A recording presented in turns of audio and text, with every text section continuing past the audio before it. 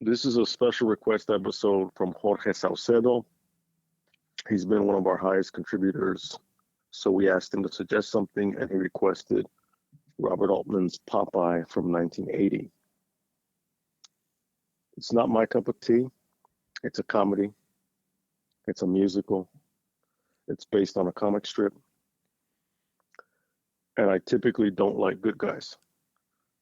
But it's an interesting creative project with an incredibly committed cast. It's unique. And tonight we're going to talk about it.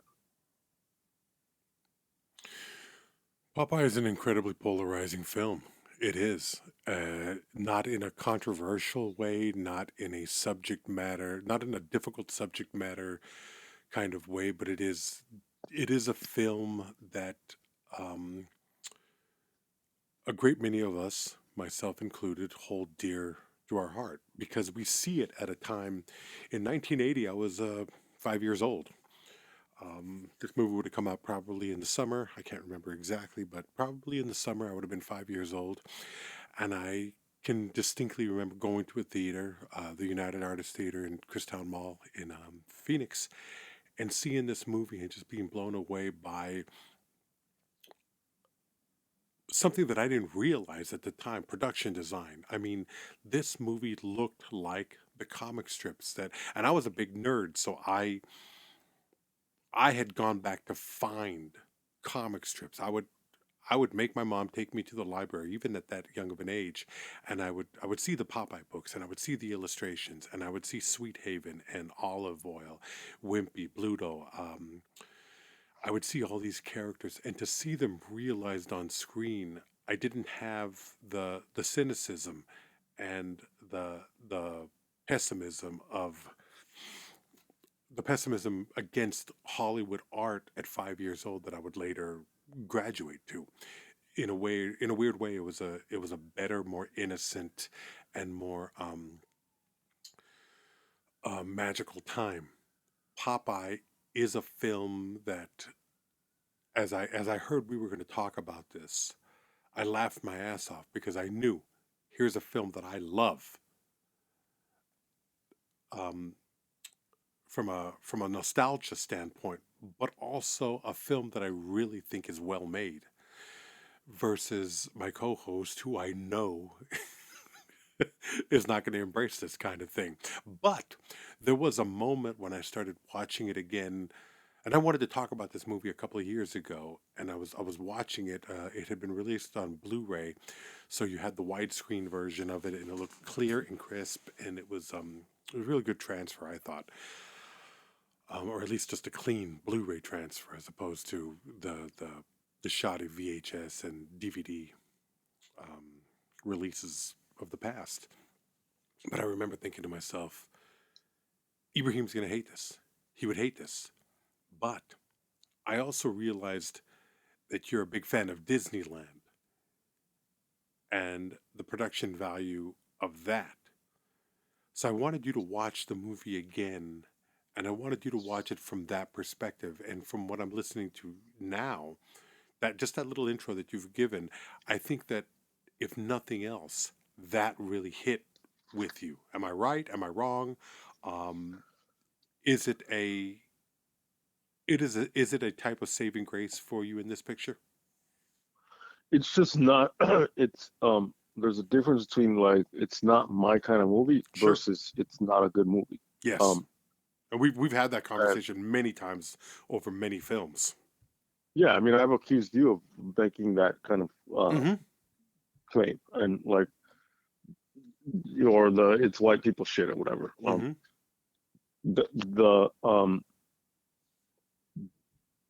those are two different things for me. Like the recently a friend of ours, um, well, friends of ours, because Mm-hmm. our old director um, worked with his wife on a she she directed a high school play, a musical, um, and not my kind of thing. Leslie and I went to go see it, um, but it was super cool because it's. I told him in the intermission. I was like, not so long ago, I was one of those kids. It's a little bit of a stretch. I wasn't in a musical. I wasn't in a high school musical. I wasn't in high school in a high school musical. I wasn't whatever. But in the beginning of one for me that was like junior college, like or community college, I got into theater, and I've done scenes and shit like that where that are musical or musical adjacent, right? And you're learning all of this shit about the craft. You're learning because the idea is to be very versatile, so you can do all of these different types of things. It's not just like, oh, I only want to play blah blah. It's like, motherfucker, you're not gonna play anything. You're just gonna fucking like want to play everything, and you're gonna get what you get. Um, and you're gonna play more stuff on stage than you'll ever fucking play in real life, like or not in real life, in a film. Because in a film you're gonna play what they think you look like, because Yeah. that's how that is.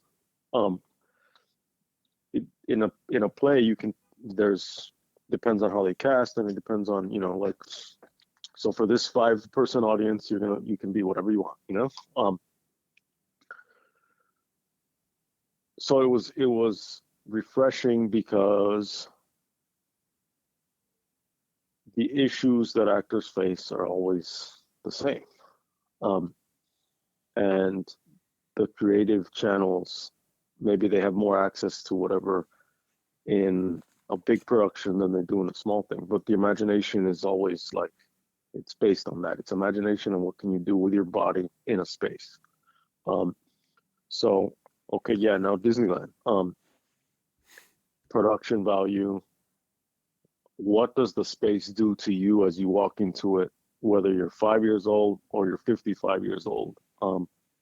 And all that is dependent, obviously, on your history and all that shit. But like, it affects you. When I go through, my favorite ride at Disneyland is Pirates of the Caribbean, or Pirates of the Caribbean, however you want to fucking say it.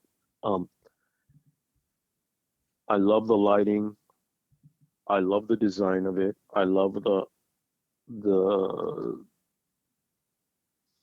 the quaintness of it, the otherworldliness of it. I also love the artificiality of it. Um, so now Popeye the film. It looks like, and this is what you're getting at. It looks Mm-hmm. like a set. It looks like Mm-hmm. a theme park, um, but it's its own world in that sense. Yes. Other theme parks, let's say Six Flags Magic Mountain here in just outside of LA.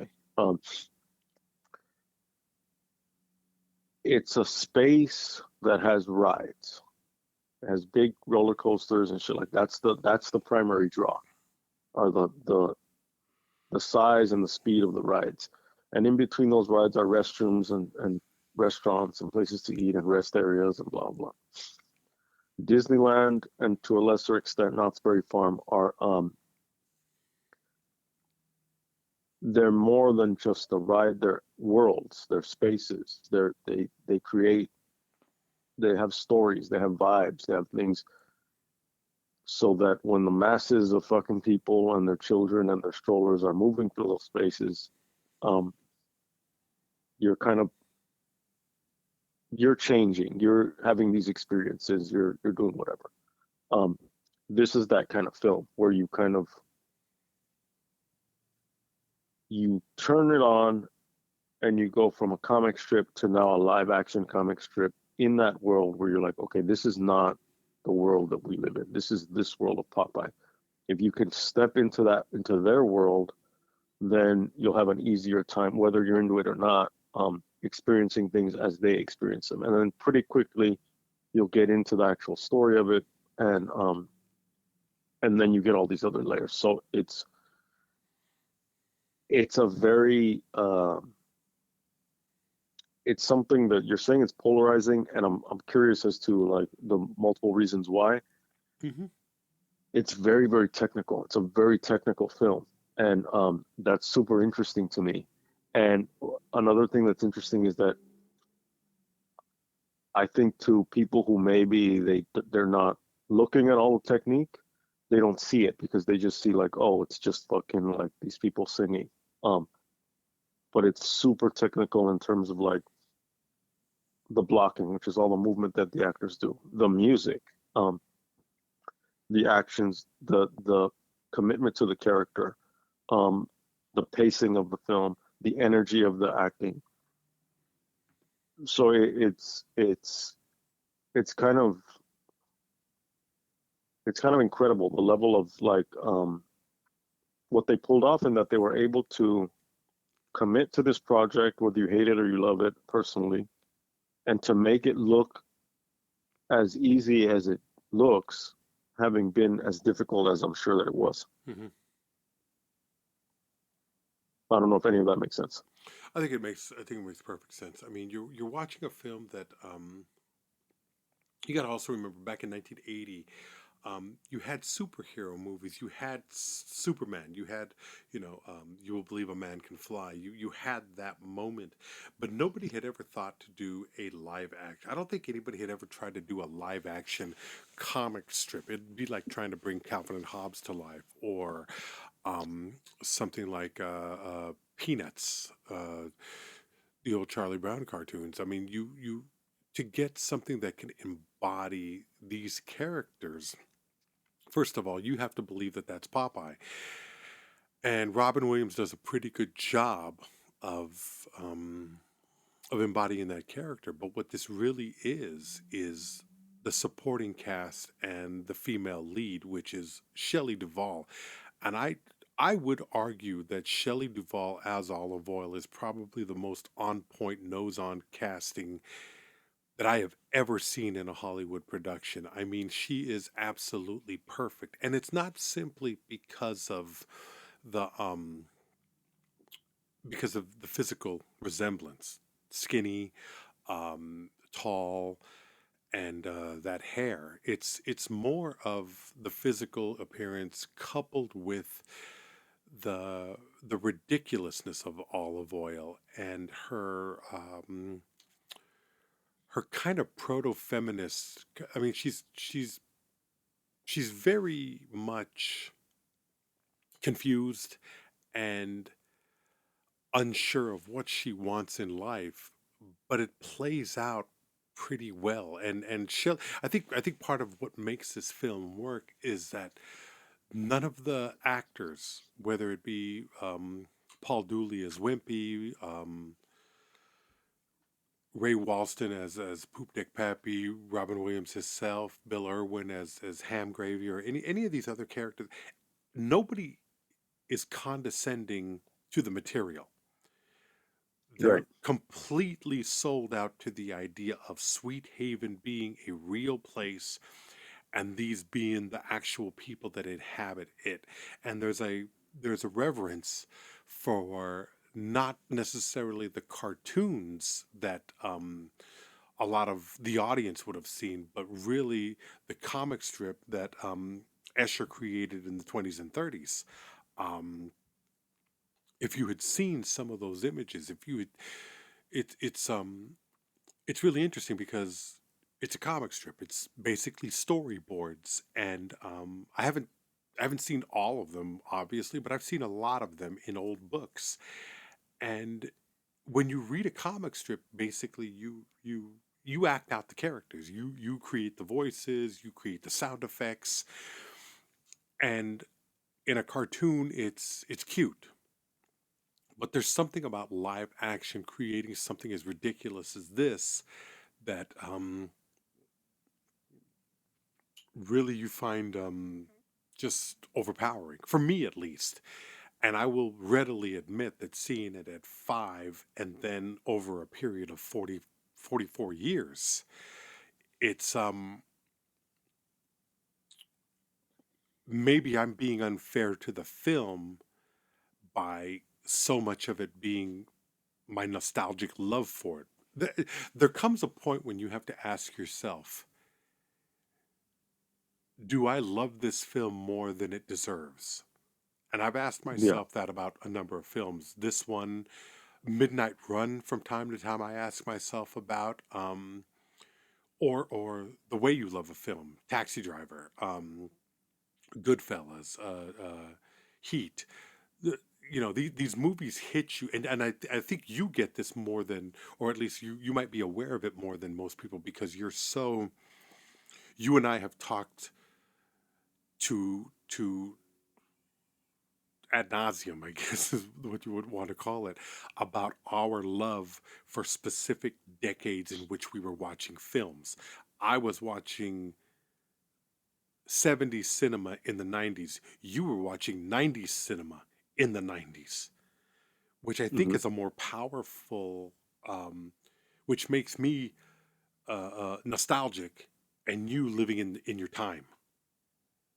But I think it's more powerful for someone like you, because if you're watching a if you're watching a Boogie Nights or a Fight Club or a Seven, all of this is shit that is happening at the moment, even if the film is set at a different time.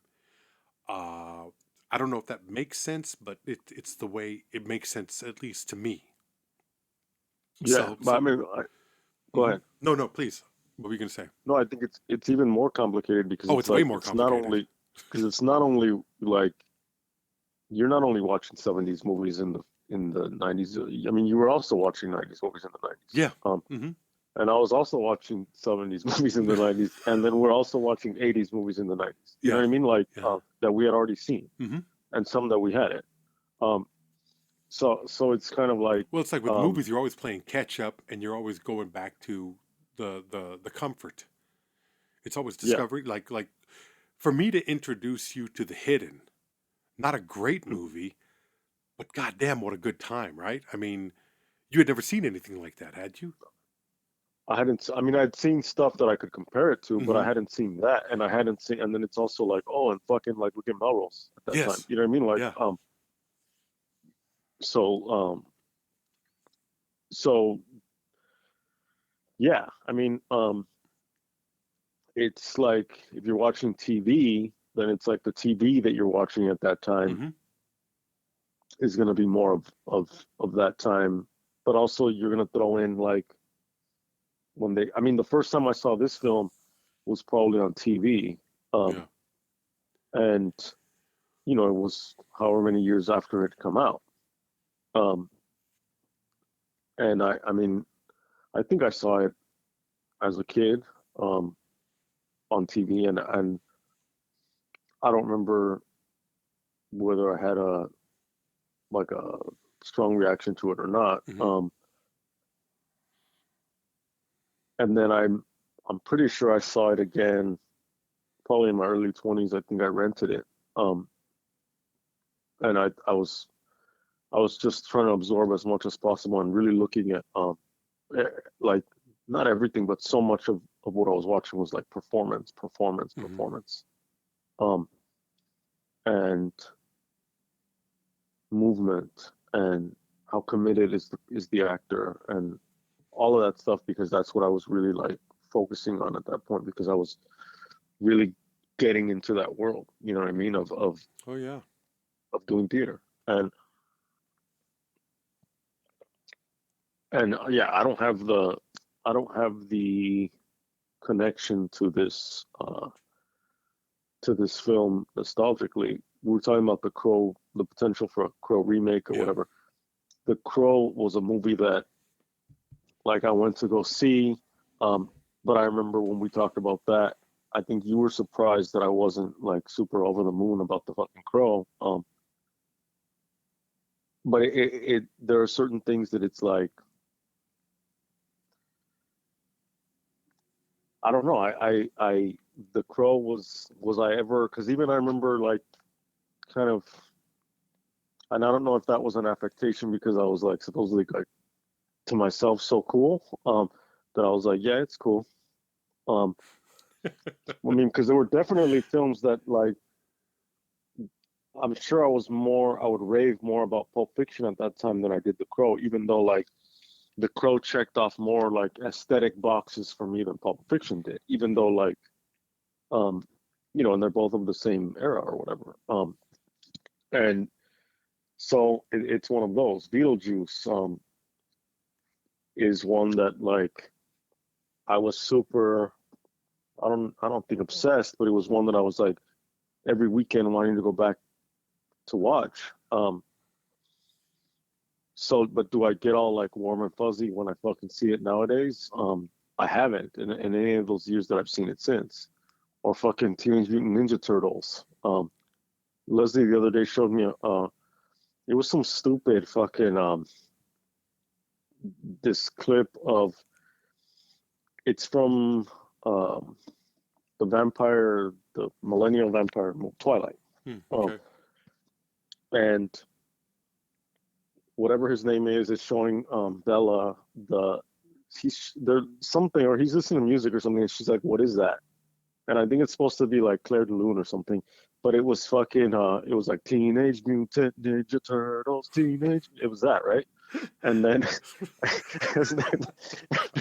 and we're just in the kitchen like being stupid, laughing. And then I don't know if we both did it or I just did it or how it worked out, but it was just like at the end of that like chorus or whatever, it's like turtle power. And it was fucking stupid, but it was funny. And I mean, that's one that I fucking like watched the shit out of like at that time, but it's not one that I've gone back to. Um, so is this one that you've gone back to? Like, is this like a? I mean, I'm not gonna say to you like a taxi driver.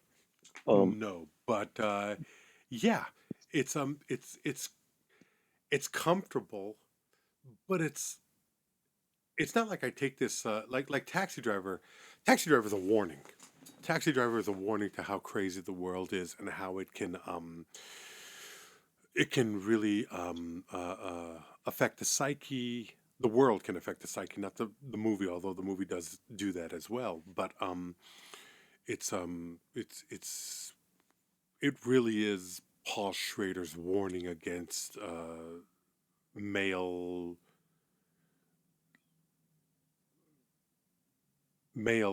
what would you call it, feelings of inadequacy and loneliness. um isn't this film about that too? Kind of. Kind of. That's the film I watched. Yeah. It's always the bags you carry into that theater, right? When you watch it though, I there's a lot. To that American theater. Yeah. When I watch this movie, I realize that one of the things that I'm responding to is that that looks like a fun place to be. Crazy, weird, filled with strange cartoonish people. I mean, look at the people in it. They're either tall and lanky or short and fat. They're cartoonish. Um, Yeah. it's. I think Altman recruited from a lot of European circuses. Somewhere I read that. Um, in order to get this weird kind of, it's kind of like a funhouse movie where everything is distorted from reality. And you're watching it and you can't place the time. You don't know when is this, the late 1800s, the early 1900s. It's a weird period, and as you're watching it, you're just taken aback by this world that is being created that you probably wouldn't want to live in, but god damn, you'd like to see it up close and personal. And it's one of the few times where one of the things that I dislike about musicals is that I can't sell out to the idea of breaking into song to further along a storyline. Now that's a true musical. When a when somebody wants to express an emotion and they sing in order to do that. And I don't mean in the sense of Judy Garland going off to the edge of the farm and singing Somewhere Over the Rainbow. I'm talking about her first encounter with the scarecrow and that little song and dance they do on the road. Hmm. Or when they first meet the cowardly lion and he starts to tell them his story. All of these are plot, pushing the plot further along. And I love that. I hate that in most movies, but when it works, when the world that is created is so beautiful and captivating, you're willing to take the ride. And Sweet Haven is that place. And I think it's because it's so unrealistic looking. I mean, that whole town looks like it's going to fall apart at any minute. And I think they said during the making of it that there was a fear that it would fall apart. But here it is 40 some odd years later, and that place is still there. And Really? people, yeah, oh yeah, people visit it.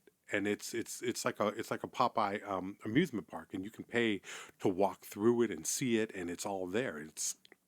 It was built specifically for this.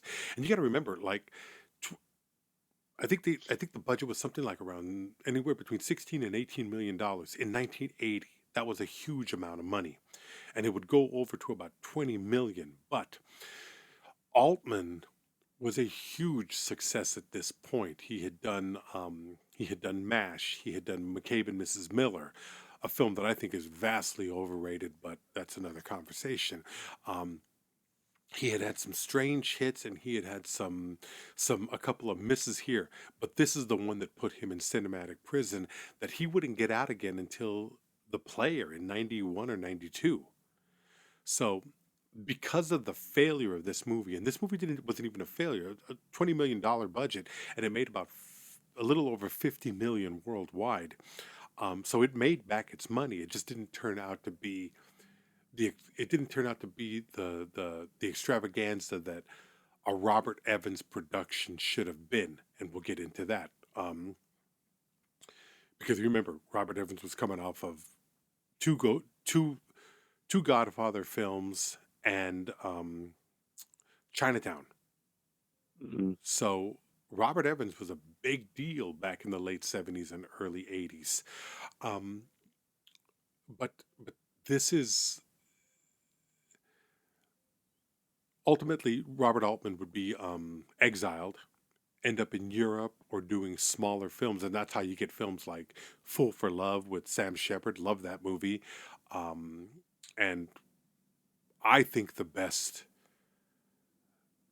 movie about a president ever made, Secret Honor, with Philip Mm-hmm. Baker Hall. And Yeah. that, for me, for my money, for what I want to take from a movie.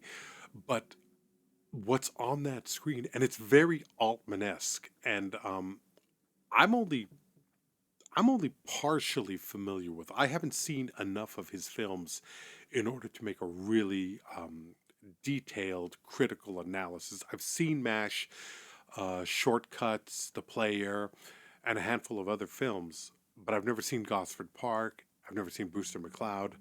Um, but he pioneered what Altman is known for is basically working without a script, kind of taking the idea of a thing and then creating on the fly with a lot of rehearsal and a lot of development of the ideas that would ultimately make the film.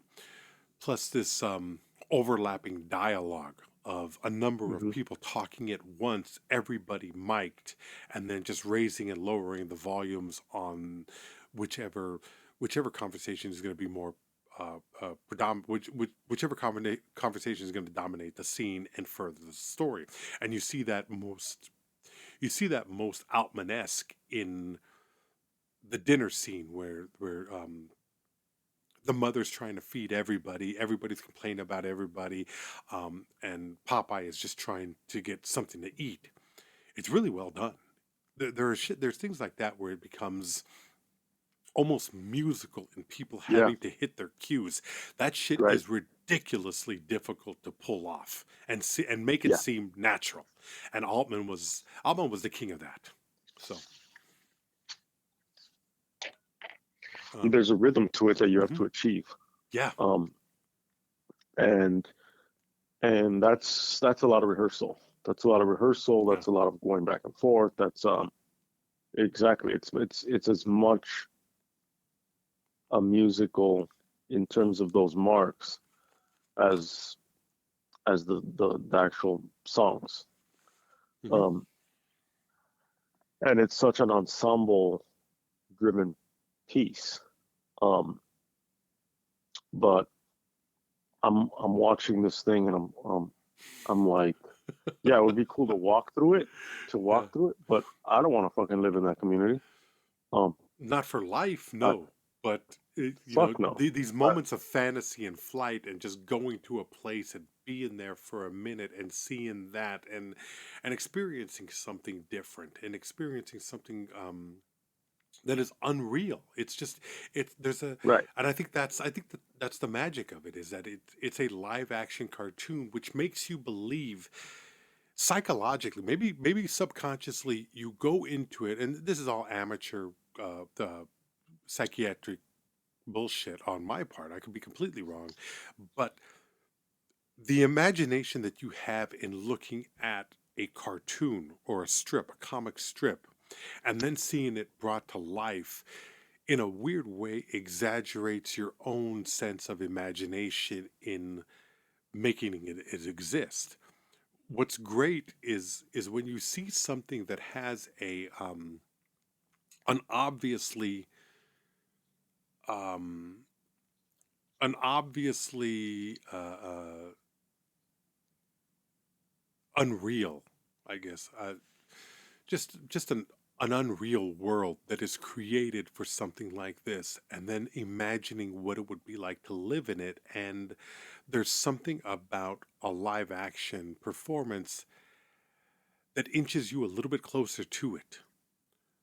I'm not so cynical, and maybe it's a fault of mine, but I'm not so cynical as to, like, when I watch a Muppet movie, and you and I have Hmm. talked a little bit about this. Part of what I love about a Muppet movie is I don't look at that movie as I don't look at that movie as somebody with their hand up a puppet's ass, Yes. working sticks and working the mouth, and I completely sell out to that's real. Mm. If I were on set and I saw them open up a suitcase and pull out a puppet of Rolf the dog, I think it would break my heart. That's not. I know it's fucked up. I know it's His stupid. fucking lifeless corpse Yeah, in a I fucking think, in a especially suitcase. a dog. Are you kidding me? It would fuck me up. I don't think I could handle that. Um, but then when you have somebody who, and this is the power of performance, and when you have somebody who is so adept at bringing something to life that you automatically just believe it. There's a certain sense of I don't know I don't know exactly what it is, other than just a magical feeling um of beauty on screen. And for Robin Williams and Shelley Duvall in particular to and you got to remember, Shelley Duvall had just come off of working on The Shining, where she had been driven crazy. She had been driven mad. And if you see her now, you would think, wow, that's a punch drunk bitch. This is getting hit over and over and over again by, by Ali, aka Kubrick. You know, if you Yeah, see footage of her now, it's really sad. It really it's hard to yeah. watch this film and not think about um both of them, Yeah. like their ultimate Oh yeah. like ends. Yeah. Um, I mean Duvall when she came out on Dr. Phil. Oh, that was I. You know what?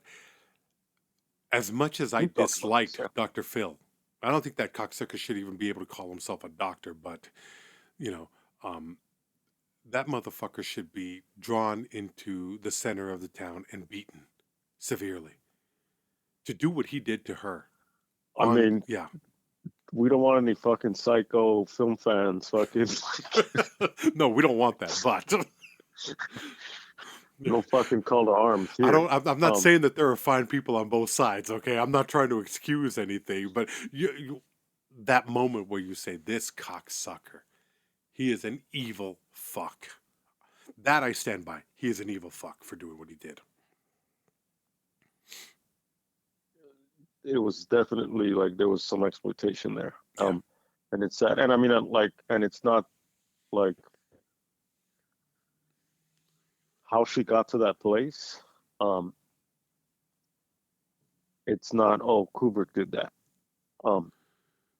Kubrick gets the assist as far as I'm concerned.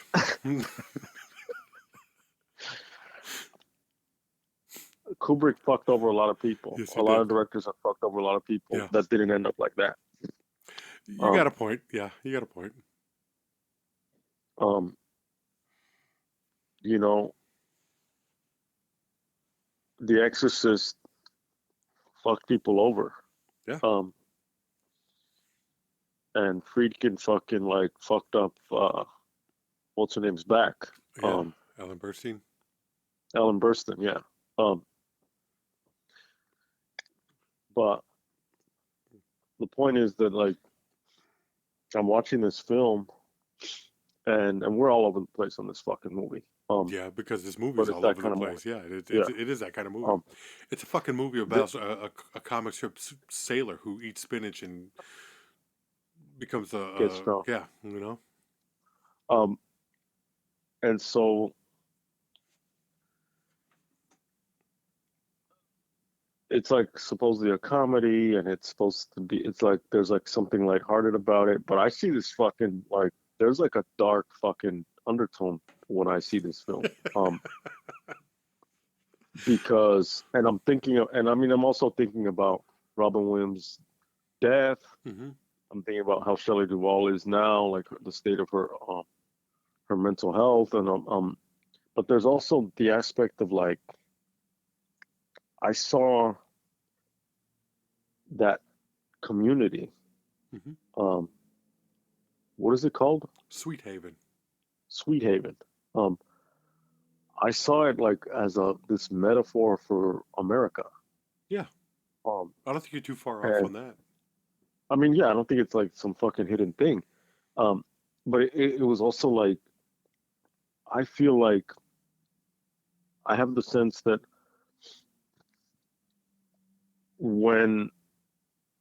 it's this American comic strip character who's a good person, who's an underdog, but he's actually like really strong. And he's already like tough. Mm-hmm. But he's also like an orphan, and he also has like another layer of strength like below if he could just tap into it. That's like a super American way of looking at oneself. I think Americans think of themselves, and America thinks of itself as like a Popeye. All of those things that I described, like basically good, strong, underdog, hardworking, potentially like in search of something, and with deep reserves of strength that like if we can only somehow find the key to that, or if we could find our spinach, like we'll even become stronger. And it sounds really inspiring, and it sounds really fucking whatever. And I'm like, I don't think that that's what I see. I don't think that I think when I see America, I see itself as actually the town that's full of cowards that will allow bullies to rule, and that will silently turn their backs when they see themselves and each other exploited by those who are either stronger than them physically, or they perceive those people to be stronger than them and complicit in the exploitation of other people. And only will they gather to do supposedly what's right when another strong person or another seemingly strong person comes to overthrow the previous bully.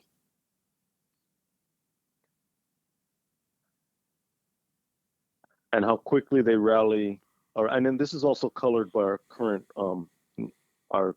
like Trumpian times, but this is not fucking like new. even with the when they throw the tax man in the water. Yeah. I mean, that's part of the American mythology of the fucking Boston Tea Party and all that. Um, so it was the basically the extortion that the corrupt taxman is committing on the town. The fact that the curfew, the bullying, the dislike of outsiders, the violent tantrums that would basically in today's vernacular be called fucking toxic masculinity, when he's like Olive Oyl and fucking like if my chick doesn't come and fucking like me back, I'm gonna fucking break things. I'm mean. I'm Yeah. mean. Yeah. It's fucked up. And the thing is that in the film, you have the message, Popeye's message is, you know, I'm gonna beat you because good always triumphs over evil. Basically, that's basically what he says. Yeah. And in the end, spoiler alert, the bad guy turns yellow and swims away. And all families are, the family circle is complete. And the treasure is not gold. The treasure is memories. It's memories, yeah. And it's also that secret, whatever that secret is to one's inner strength. In this case, it's spinach. And it's we all live happily ever after. And the thing is that the reality is not that. Well, yeah, it's all bullshit and it's bad for you. Yeah, that's true. That's the reality of life. And I completely agree with you, regardless of the fact that we've just tripled and quadrupled our audience share at this point based on your little diatribe against how shitty America No, is. our audience already no, our audience knows is on our wavelength. Oh yeah, they dig it. Our audience is not fucking are not buying into all that other nonsense. They would be but at the listening same to time, us. But at the same time, can still like you're saying, you can still buy into the fantasy of it. Not so much buy into this. Not. I don't think it's buying in. I think it's longing for it, or there's a hopefulness of it. So I mean, it's like are you buying in or are you selling out? But the idea is that you can suspend your disbelief, right? Yes. Yeah. You can suspend your disbelief and be like, yeah, this is a heartfelt movie, and look, how many times do people actually do there are fucking good people out there. Mm-hmm. Yeah, it does happen. Leaders do rise on occasion. It's you're absolutely right where you talk about Sweet Haven is a metaphor for America. It's a direct metaphor. It's not like you sometimes see in films where a thing itself stands for the American sense of capitalism or greed. I can't go like The Godfather is a story of capitalism. It is America. The rise and fall of this Corleone family is America. Is capitalism. This is different. This is a showing. This is High Noon. This is the fear that exists in all people, but also the fear of the unknown. It's the hero is coming, but we're so caught up in our own bullshit, and we're so accepting of our victimhood that we can't see heroism when it's presented to ourselves. I mean, even in that beginning, he rides into town basically on a dinghy. It's a western. It's a western, yeah. He rides into town. He's getting fucked with by the tax man. He's getting fucked with by the grocer, and everybody is shutting out to him because he's a stranger. They don't know who the hell he is. They don't know what he is. He hasn't posed any danger. He's just walking through town looking for a place, singing his little song, and everybody's trouble, trouble, trouble, And I think Harry Nilsson's songs, and I wasn't familiar with Harry Nilsson before this film, and I don't know any of his work outside of it. But The coconut. You put the lime in the oh, coconut. he did that. Did he put the lime in the coconut? Yeah. Okay, so he's a drunk. Nice. I think that's like. I think it's in Reservoir Dogs among Yes. other fucking movies. That's the okay. So that's Harry Nilsson. I'd never put those two things together. Okay, well, these songs, these songs really speak to what this community is, and I think that's one of the few. This is one of a handful of musicals that I actually like. This, Singing in the Rain, The Wizard of Oz, what's that one? Grease and the Blues Brothers. That's it.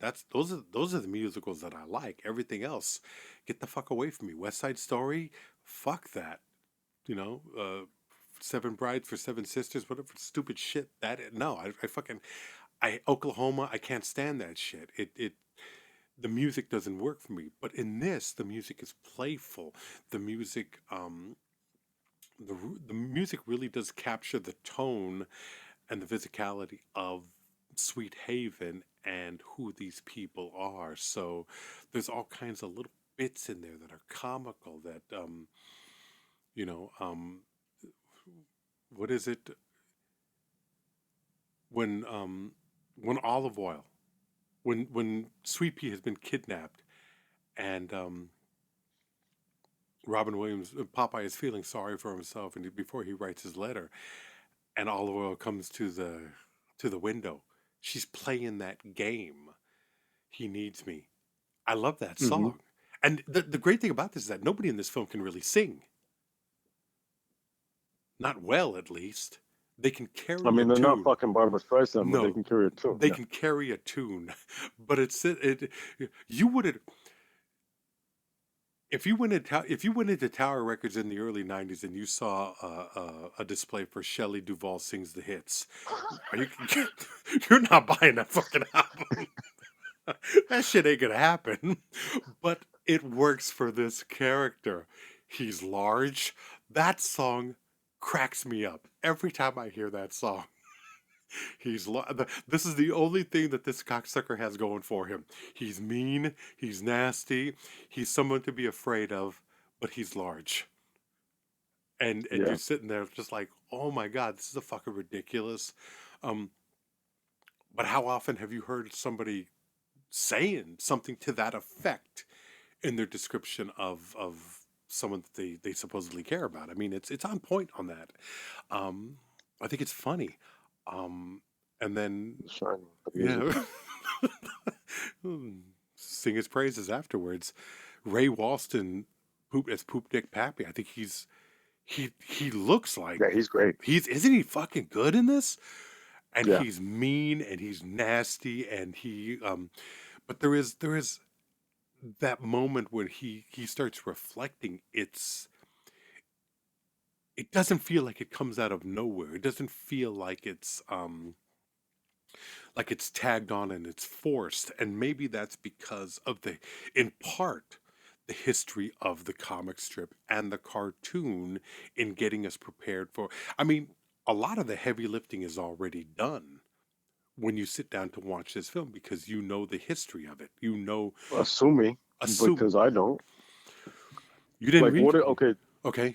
No. You didn't read the Popeye No. comic strips and you didn't watch No. the cartoons when you were young? Oh, No. wow. Okay. Nothing. No. When I was a little kid, You're too busy the smoking cartoon and complaining character about shit. was Garfield. I used to like Garfield. 'Cause he was Really? mean. Okay, yeah. Okay, I could see that because Garfield is a cynical, mean little thing. Yeah. And that was like when I was like tiny. That was Yeah. like that was my thing. Mhm. Was Garfield. Okay.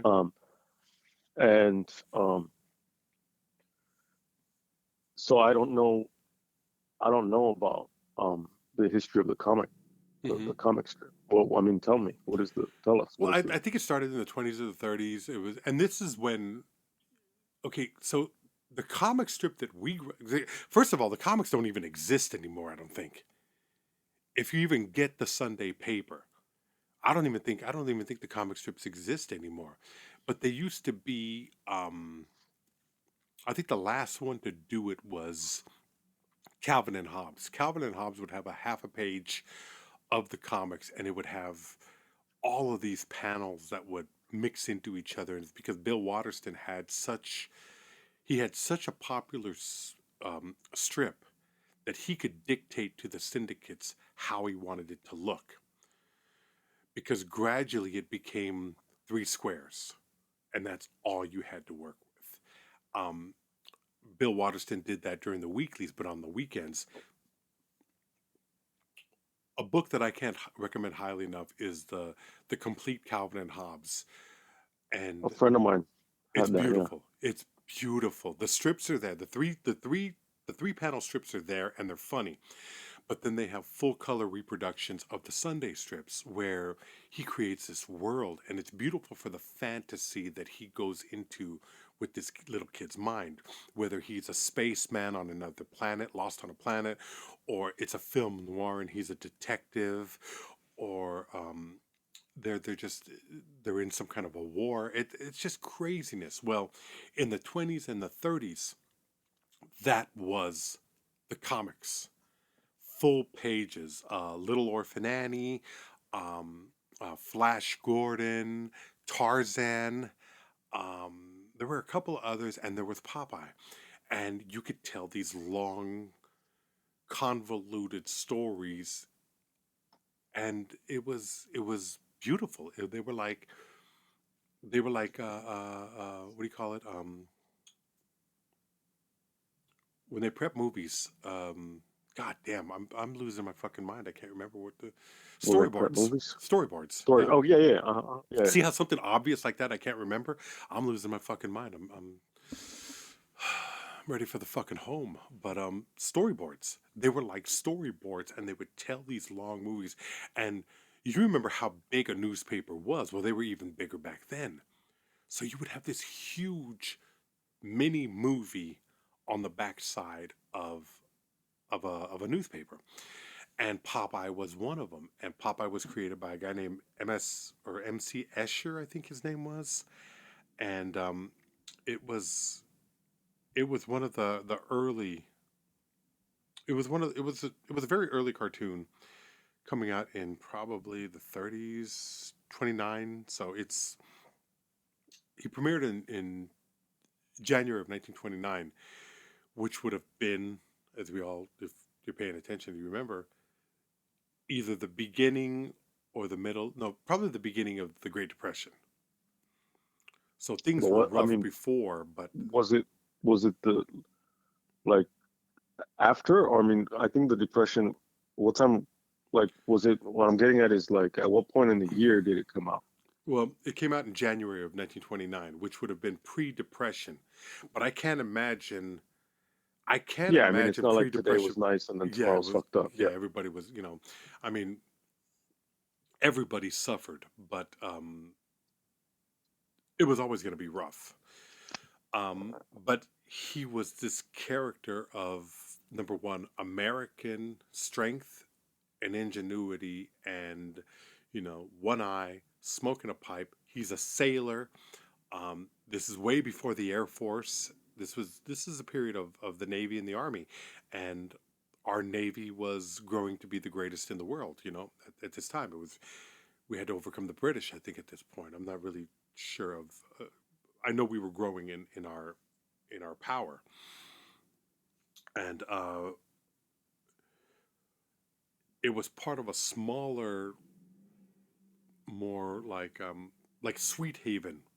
It was something called Thimble Theater, and Sweet Haven existed in this world that was on, and I think Popeye was a character in that, and he grew out of it and became the star, and that's when it became Popeye the Sailor. That was like 33.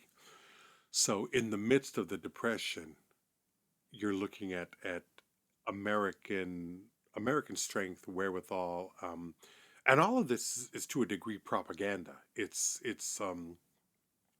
art designed to uplift attitudes and believe that we can do something, that we can be somebody, that we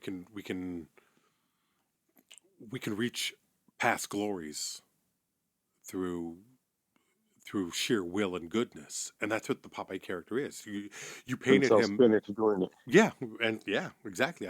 I'm pretty sure spinach numbers went up during this time period. That's how fucking crazy people are. It's something like this that would, think about E.T. M&M's missed out really badly, and Reese's Pieces shot. Had you ever heard of Reese's Pieces before E.T.? I hadn't. Yeah, Well, I it might have have been no too idea. early for you to remember, but Yeah. it was something that just really didn't exist before that, um, and it just blew up.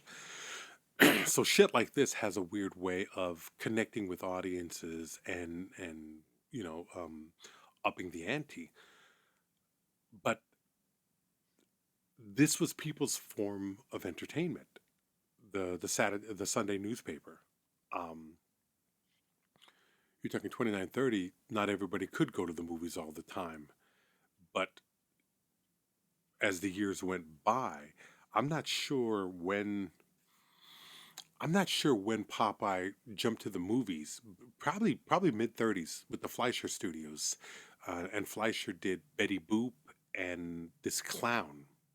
I think it was a clown named Pongo. I think I can't remember. But you would have this world. These are black and white cartoons about Popeye and his love for Olive Oyl, and Bluto is her ex-boyfriend, and Popeye has to win her back all the time. Either win her back or save her from him, because Bluto is he's Biff from Back to the Future, um, Hmm. and it's a very standard, typical story. It's a very obvious storyline that we've been reading or dealing with for, I don't know, for as long as stories have been told. There's the hero, and the hero is usually a smaller guy, seemingly weak, but able to pull it together. I mean, it's fucking David versus Goliath. Hmm. That's all Popeye and Blue. Look at how big Bluto is compared to Popeye. If you bring up the images of the cartoons, Bluto's probably 3 times the size of Popeye, and Popeye always wins. It's David versus Goliath. It's you know, and they replicate that in the movie with his fight against Oxblood, which I thought is that's fucking funny scene. Just that little boxing nonsense, and then his final fight with, well, when Bluto beats the shit out of him, thinking that he's taken Olive, and then the final fight scene. I mean, it's the hero must endure severe abuse before he's able to win in the end, and that's, Yeah, I there think has that, to be. yeah, and that's the connection with the audience. That's a connection with an audience who is suffering through you know, financial Armageddon. Basically not being, the cocksuckers have their foot on your neck at all times. You can vicariously live through someone like Popeye. You're the little guy.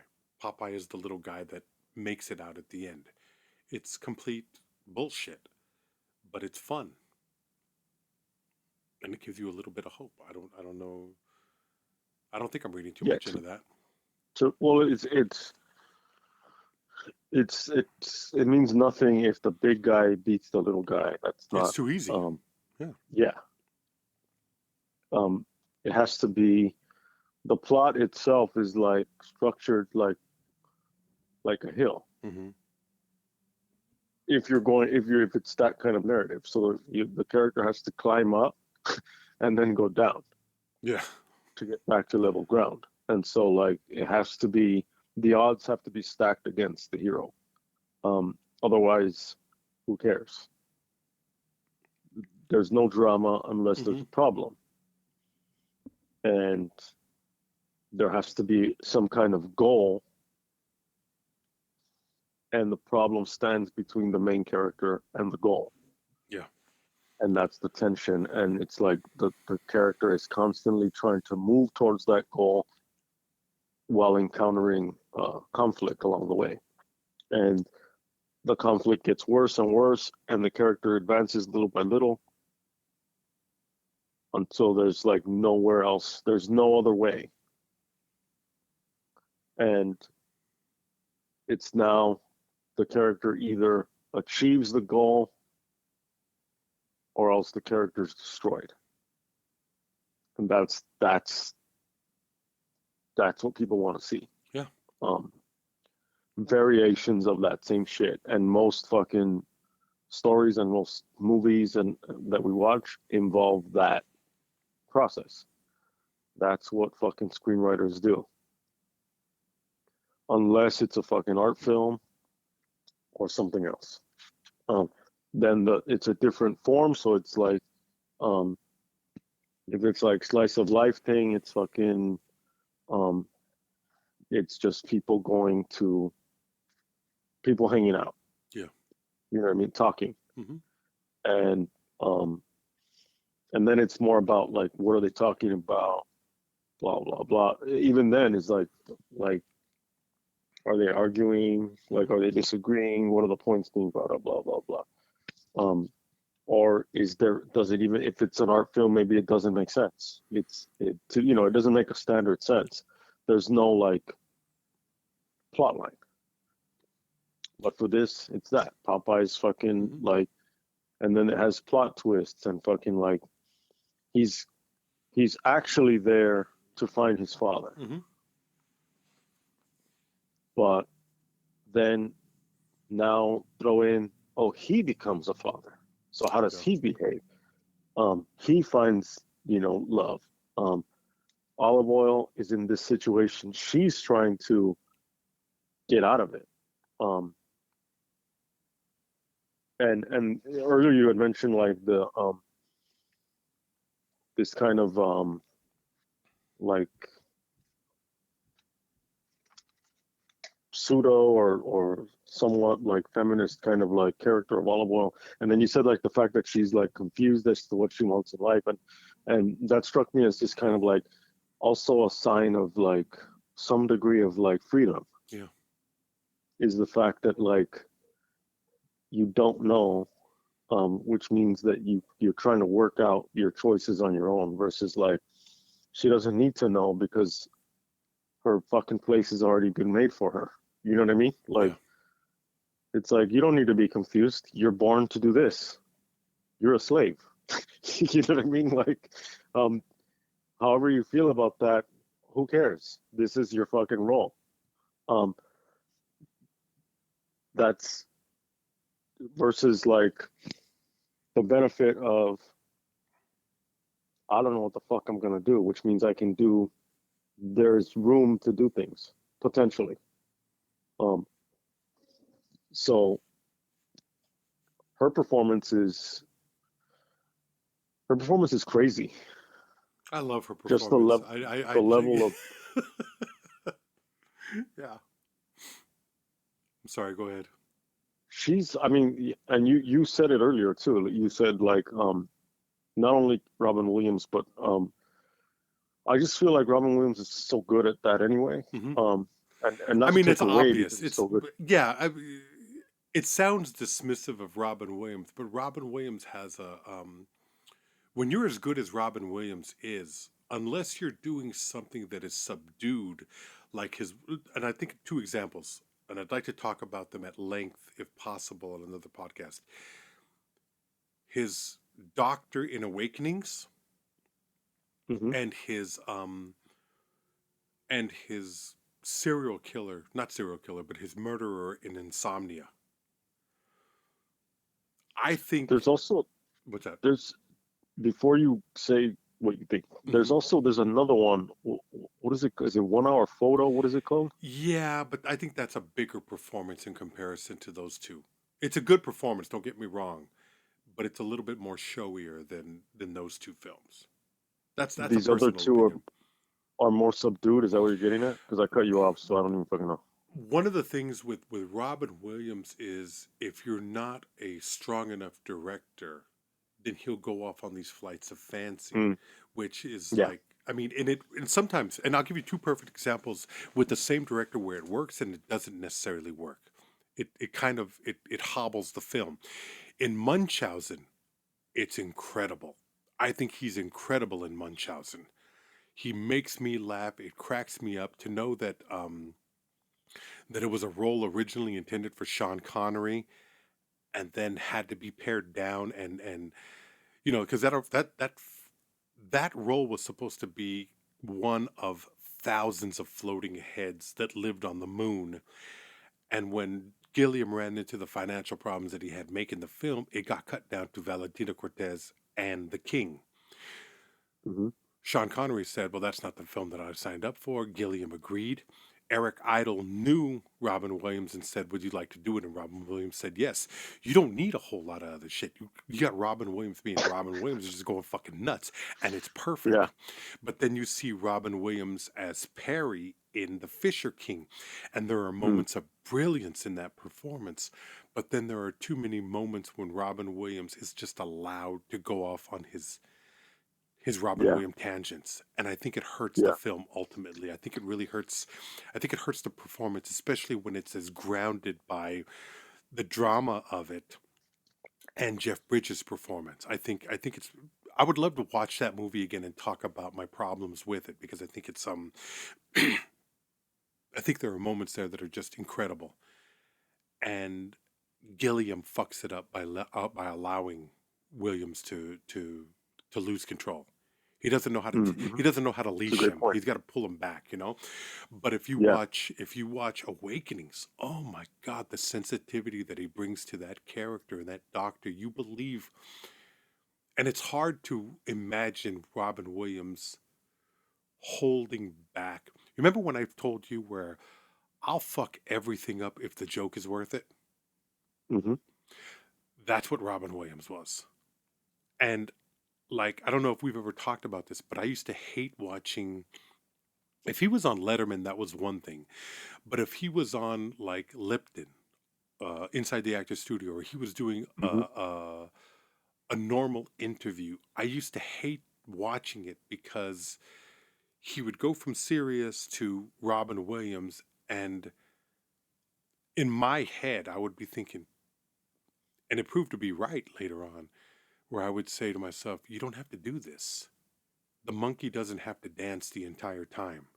You can pull back and you can. I know what people expect of you, but in those moments when he was just being, when he was talking, goddamn, he could be beautiful. And Yeah. it really made me sad to know he never felt comfortable enough to just do that. That made me very sad for him. So he 1 hour photo. I have to. You know what? We should do a Robin Williams episode and just talk about some of that. But Insomnia, he he felt like a real guy who was capable of doing that. And in 1 hour photo, it seemed more More character. yeah, yeah. Okay. It's like the difference between Mitchum and De Niro as Max Cady. You know what I mean? Yes. Yeah. I think that's the best way that I can explain it. Where Mitchum, Yeah. you believe Mitchum. You believe you could run into Mitchum. If you see Mitchum in a fucking bar, you leave that bar. Yeah. One is a person, the other is a character. Yeah, Yeah. yeah. And so when you contrast, so it's very easy to be dismissive of Robin Williams and what he does in this film. Shelley Duvall, on the other hand, is just breathtaking. I think she takes a very stock character and she puts so much more into it. And there is a feminist slant there. Yes, she is the damsel in distress at one point, but in the majority of this film, she's in control of her own life and she's making the judgments that keeps each of them at bay. Now, I know there's a lot of people that can say, now she's just playing the dizzy dame. And he even refers to her as a dizzy dame at one point. But I don't think that's simply what it is. I think Shelley Duvall is doing some really, first of all, it's a comedy.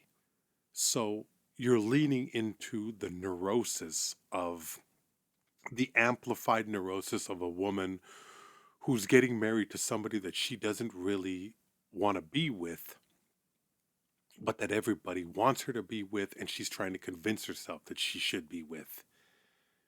There's a lot of levels there, and Shelley Duvall handles it all beautifully.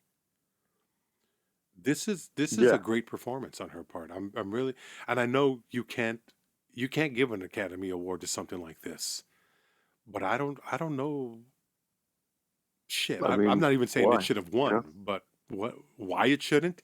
Yeah, no, there is well, that I mean, for aspect. her, No, I know what you you know what I mean. mean? Yeah. And um,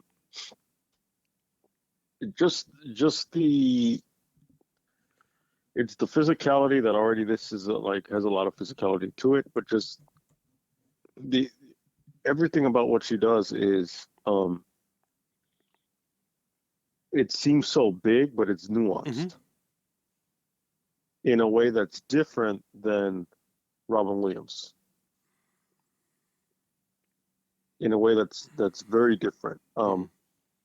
She's I think so much more subtle. And Oh one of the yeah. things that's their chemistry is so interesting too because their chemistry is great. And there's that point where they they're about to kiss. Hmm. Um, and to me that's the part that has the most tension in the film is they're they're about to kiss and they I think they barely like brush like she maybe just brushes like kind of like a peck, but it's almost Hmm. like she just brushes her mouth against his.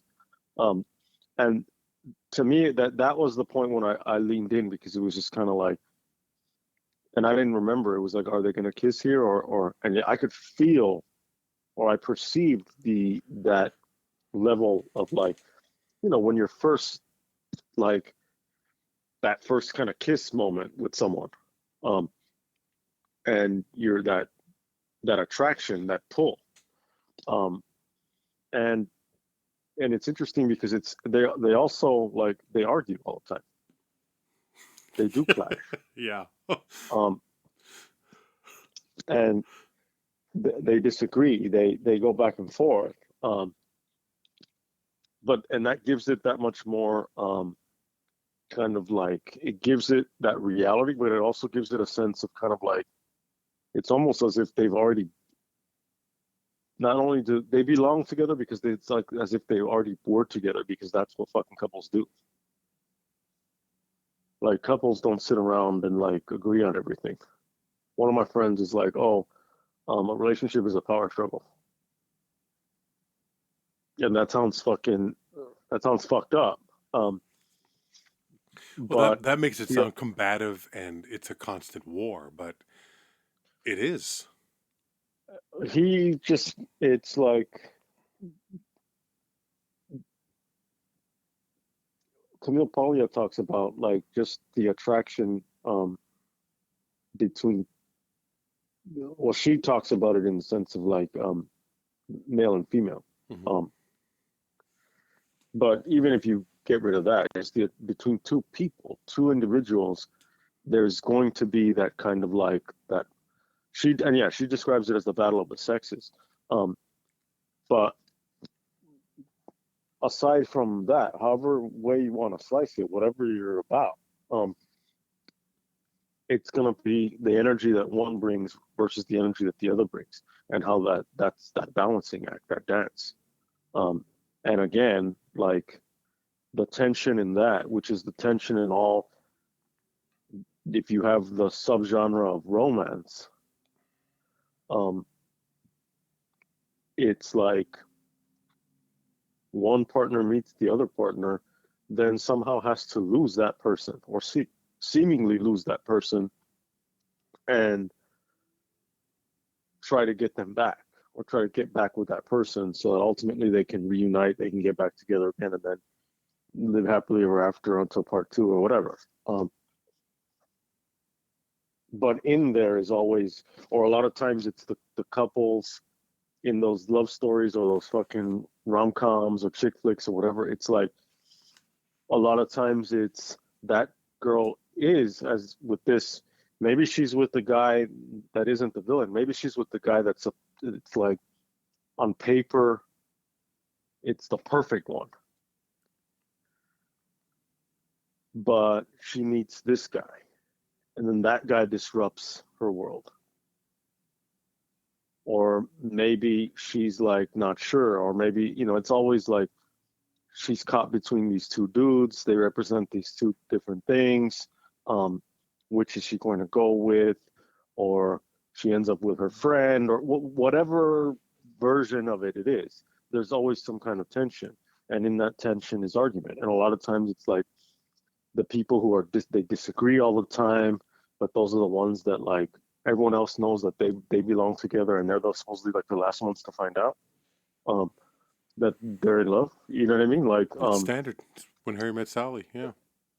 that's that's the genre, Hmm. and we like to see those different variations of that, um, or the playing hard to get, or the whatever version it is. And so there is that sense of it. And once the baby is introduced, even the way the editing, the baby like is good too. And Hmm. you're thinking like this is fucking baby like there, you know what I mean? But like it's the way that they edit the film that you're already like, oh, this baby's smart. This baby's this, and it's just a fucking baby. It's all how they present it. Um, it's all going back to timing. It's all going back to the rhythm of the piece and the rhythms of the pieces within the piece. Um, and drama. So I mean, is this a film that I'm like, oh yeah, Popeye fucking represents me as a film? No. Um, but is it something that like is an interest? And it's interesting as a way to cleanse your palate. Yeah. I don't know, Jorge. I don't know how you feel about. I don't know what this film means to you, like on a deep, visceral fucking level. Um, but thank you for suggesting this film, just because it's like it's a different direction, and it's those surprises that make something more interesting. Versus we know what fucking like we know what you like, Rick. Hmm. You guys know what I like, and those things are cool and blah blah blah. But it's also like there's the world of cinema is bigger than what each of us like combined. That's just a slice. Yeah. It's nice to So surprise yourself every once in a while. yeah, It's like, wow, I didn't know, I didn't know this would hit me like this. I mean, watching it again, I did worry. Is this a nostalgic movie for me, or is this an actually good movie? And it as I probably watched is. it, Um, it's both. But I I don't have to worry about, like, there are times when I sit there and I say, oh shit, I can't recommend this to somebody because they're just not gonna they they're not gonna be in the same place as I was when I saw it. And where I was is a big factor in why it's as good as it is. Um, I don't have to say that about this film. I can recommend this. I mean, you're not going to like it the way I like it. You can't be 5 years old again. You can't be, the sense of wonder that you had then. But you can watch it going, my God, look at Robin Williams. Look at what he does. Look at Ray Walston. Look at Shelley Duvall. Look at the sets. Look at the way she plays this guy against this guy, and how it's just funny. It's a lot of fun. It's well made, and it's very much music in is keeping. catchy. The music is very good. I mean, there are good lines in the songs. I really do. This is one of I I think it's one of Mr. Salcedo's favorite films. That's why you would recommend it. It's one of my favorite films too because it holds a place. Number one, it's a good film. Number two, it holds a place in my cinematic memory that that already puts it ahead of the game. But even upon watching it again, I'm still I'm still interested in. How many times do you watch a movie that you saw when you were young and think, "Wow, this hasn't aged very well"? That might be a good Yeah, a lot. episode. Yeah. I mean, we've watched things and said, "Shit, this isn't as good as I remembered." And that's heartbreaking. That it really is heartbreaking because you ask yourself, "Well, what the fuck was I thinking?" Well, you were a kid. You don't know Yeah, anything. you're at a certain place. Yeah, yeah. But I mean, this is like not that. I as a companion piece to Dazed and Confused, Hmm. we used to watch the Stone Age, Okay. I don't know if you've seen it. I've heard of it. I've Um, never seen it. um, it's just about these two dudes they're like in Torrance in the South Bay, and they're Hmm. just driving around, trying to, and it's like, yeah, it's like, I don't know if it takes place in the late 70s, probably the late 70s. Um, and they're maybe early 80s. And they're just driving around like they're just about getting high and trying to like fuck chicks. And they're listening to music, listening to rock, you know? Yeah. That's all it's about. Um, that's it. And their little adventures. And I haven't seen that film in fucking a long time. And do I think that I'd be like, oh my God, this is a fucking great fucking film? No, I didn't even think that then. It was just kind of like there is a nostalgia to it, and Hmm. it's just something that's like funny. And I know that like on some level, like and I think I mentioned it in the fucking Cinema Ibrahim Hmm. thing. I think the asshole main character, I think I saw something of myself in that person. Um, and I was like, yeah.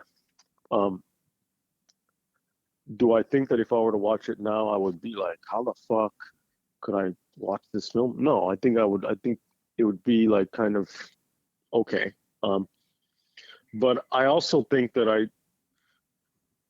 I think if I think about it, Howard the Duck. I Yeah. don't think I hated Howard the. I saw Howard the Duck in the theater, Hmm. and I don't think I hated Howard the Duck the way I think that I should have hated Howard the Duck. That's one that I'm like. I mean, if we were to watch how, I think it would also be funny because it's kind of like as a masochistic thing to just, and also to just make fun of like Yeah. what it is. Um, but that's a different exercise. But like, there's a lot of shit that one sees as a kid that you go like, what the fuck? Yeah. Wrestling is one that like I could go back and laugh and be like, fuck. Like I remember being so adamant that fucking Hulk Hogan should have beat the Ultimate Warrior, but god damn it, he got robbed, you know? Um, and and and I remember older cousins of mine being like, wrestling is fake, and me arguing with them that it wasn't fake, even after I knew that it was, Yeah. just to fucking do it, just to fucking argue. Um, You want to believe that frog can ride the bike and play that banjo. That's what I'm sorry. That's what it is. You're that fucking dumb. That's how dumb we well, are. It's beautiful. it's not even that. It's like it's part of it is like you're already like past the point of no return in your fucking investment in that thing sometimes. Yeah. Um, and there's the one part of the argument that's like, well, look at that fucking body slam. That's real. The story may be fake, but that shit is real. Um, Oh yeah. there's also the level of like, no, there was election fraud and Trump is still president. Like, Yeah. because I've been saying that, and it's too late for me. Not me obviously, but like those people, like it's too late for them to like change the course of their, like no, there there's a point where it's like you're too far gone sometimes, Yeah. so you got to double down. You can believe a thing too much, and when it challenges your Your overall paradigm. conception of it, yeah, you're not going to go back and say, well, I was wrong. And that's the problem with people today. It's that nobody wants to admit that there's a possibility that they didn't know what the fuck they were talking about at a certain time of their life. But The that's the only benefit way. Yeah. the benefit is that if it's one of these films that you saw as a kid, you can grow out of it, or you can grow with it, or you can grow into it, or Hmm. whatever. Um, Personally, this is one that I mean, it just was out there. Yeah. It's not like the Never-Ending Story for me. Like the Yeah. Never-Ending Story for me, I can fucking watch that film today, and there'll be a point where, on some level, I'll want to cry. Yeah. Will I actually cry? I mean, I might have already had a full day's work that day. Maybe so. Um, that depends. But for me, I don't have the nostalgia for this film, Yeah. but I can appreciate it as a film, Yeah. and I can say that it's not a. I don't think it's Godfather level No. personally, but it's a well crafted, well made film that I'm like, this is an achievement as a film that they were able to put this together and that it was what it was. How do you measure that? How do you how many fucking thumbs up does that mean? I have no idea, but it is an achievement. Well, if it's an achievement in its own right, but if you want to put it up against other comic book adaptations, I don't think there's anything else. Maybe Frank Miller and Robert Rodriguez's Sin City, as far as capturing what was on the screen, capturing what was on the page and transferring it to the screen. I don't think there's anything comparable to that. I definitely don't think the Marvel comics do as good a job of replicating their worlds onto film as Altman did with this film. I think it also has become something different. I think this is more of a just I didn't read those comics, but I've seen the drawings. I've seen I know what Popeye the comic as a drawn character looks like. Mm-hmm. And to go from that to a live action, it's a very good adaptation versus I think like a comic book, like comic strip versus a comic book, like superhero film, making that into a movie already, and especially on the level of the Marvel with all the CGI and all that shit. I think it's just like it's in another. Now it's just cinema. It's not even whether you think it's cinema or movies or good cinema or whatever, like whatever Scorsese, whatever, all that. Mm-hmm. I think once you get to that level of CGI and all that other shit, it's just it's beyond what it was before. It's a different medium. This is just updating it into a different medium, but still like somewhat staying true to the original design without the use of all this other like technology that didn't exist in 1980. So it's more true to the original. It is truly a live action thing. It's an interesting movie. I love it. I find it interesting. I love it. It triggers something in me, and it was fun to go back to it. I give my own personal thanks to Mr. Saucedo for recommending it. It gave us an opportunity. It gave us an opportunity to talk about a movie that I didn't think we'd be able to ever get to on this show. So I owe you one on that. Thank you. Yeah, I would have never probably even thought about it. Yeah. So buy me a coffee / watch RickRamos. Obviously today is Saucedo, Jorge Saucedo. Every time someone donates, at some point you donate, we'll say your name on an episode. Every few months we're gonna do a thing where we are reaching out to those of you who are donating the most consistently or the most amount, and saying like, hey, is there anything you'd like to hear? We're going to do that periodically. Everyone who donates gets a shout out regardless. But depending on amount or if you're going even more out of your way than you already are, we'll reach out to you. So that's how we're doing it. Buymeacoffee.com / watch RickRamos. We're going to continue doing this. We're rapidly approaching the 500th episode of the podcast. And so we have a little something that we're going to do for that. But we're going to keep doing, as I've said before, what we do. You keep doing what you do, and we'll see where this takes us. Can't wait to keep talking. Y'all be good now. Thank you.